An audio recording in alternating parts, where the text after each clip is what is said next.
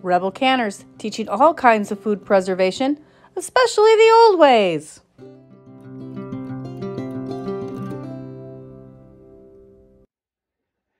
Today, Rebel Canners, we're making cranberry, and I had a partial bag from the other day.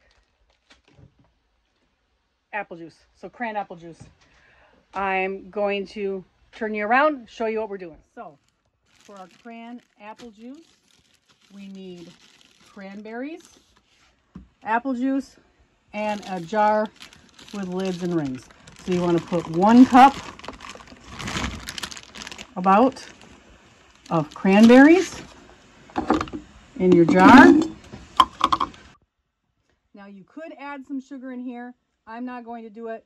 I don't need it for flavor. So I am going to go ahead and fill up my jar now with my apple juice.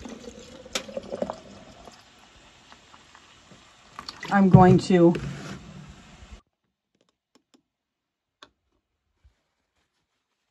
as always, wipe my rim,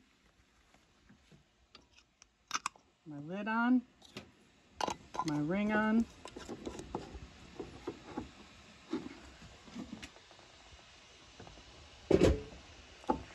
And I go ahead and put this right in the canner with something else I'm canning today. It's a perfect way to use up my leftover cranberries, my leftover apple juice, and have one more interesting thing on my pantry shelf.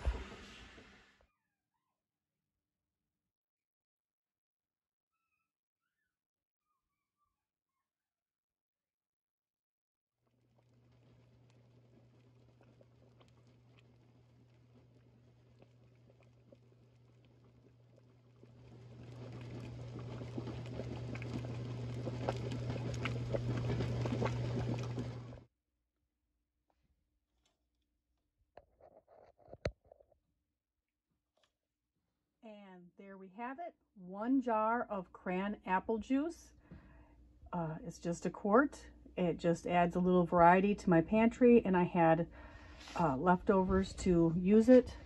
I will now let this sit 6 to 8 weeks before I even try it.